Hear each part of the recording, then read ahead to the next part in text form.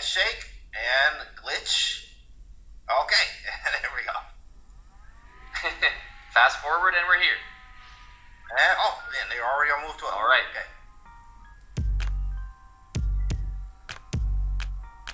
Here we go. We've seen this opening before. This is one of those matches where we've actually seen the exact same gameplay in both of the games with white and black. You know what I mean, James? Like, we're seeing a repeat, maybe slight differences, improvements, but so far, nothing but a pawn has separated these two women at any time during the match. There's been some big advantages, but really only a pawn as an advantage, but ultimately those games being drawn. Yeah, I mean, what's a pawn between friends, man? What's a pawn, buddy? It's just Precisely. a pawn, right? And sometimes, if you're looking to win in chess, that can be enough. At this level, one pawn can be enough. In this match, it has not been enough just yet. But bishop e6 instead of b5 played, and now queen a4. Let's see what Anna does against this. b5 is being prevented, and this is a slightly different move order that we've seen from last time. I actually kind of like this too. There's like, you can damage the structure. Okay, maybe that's a strange idea, but bishop takes c6 is really real. That was a real idea. Bishop takes, and she kind of really wrecked the structure there, but she said, I'm not going for it. I also like the pace that she's playing here. They're both kind of playing pretty quickly. They're keeping pieces on. I mean, this will be the final game with one blunder from any side.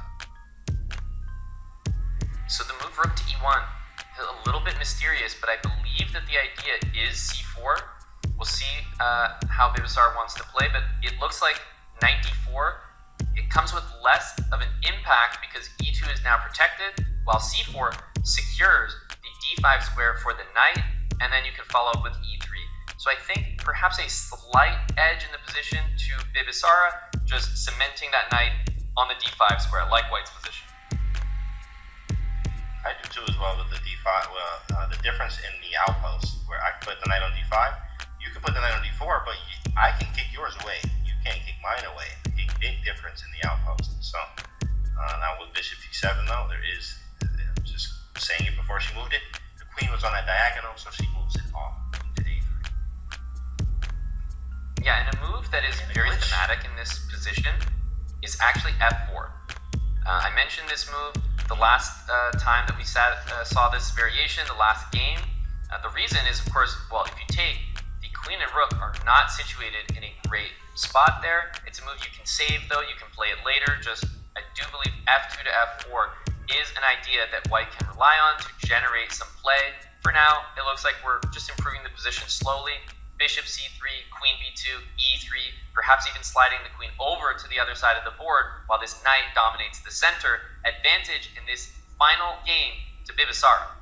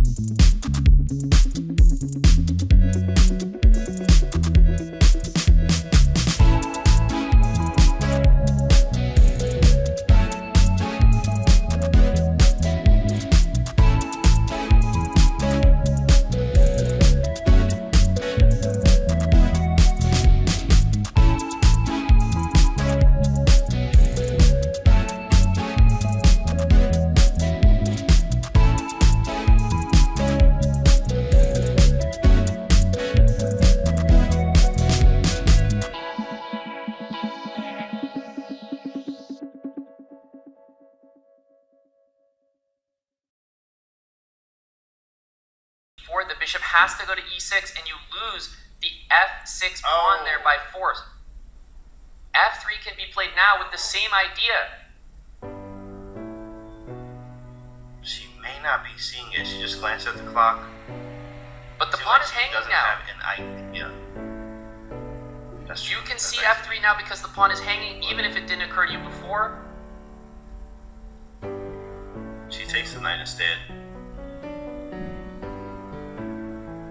Sometimes you just Bishop look takes slightly off d4. in the game. Yeah, a little bit. D3 though. A little bit. This pawn, by the way, is going to be lost into the wind, right? That h pawn, which was once so strong, without the dark square bishop to support it.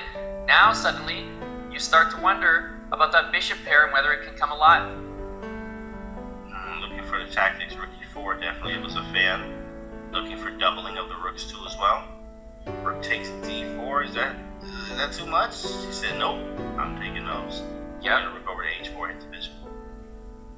You want to play rook e1, but it's not possible just yet.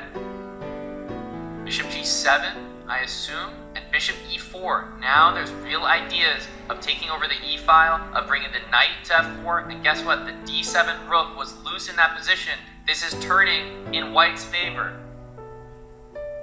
Really strong trading of the bishops now. Now we don't have to worry about d3. Bringing the rook back to the center and doubling the rooks. White's in a great position. Yeah, this is really, really powerful now. The rooks are doubled, all in white's favor. The knight on d5 was an absolute beast, controlling the entire board.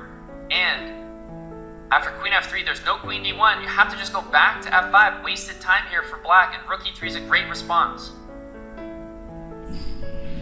There's just king g2. Put the rook on f3. Queen c6, good too. 3 more pieces of Pressure is here. There's rook f4. Rook Once f4 again, wins very material. possible. Oh, rook f4, yes. There it is. Rook f4 is nice. Also, your move, king g2 and rook f3, I do like that as well, but simply rook f4 was the direct way to do the same thing.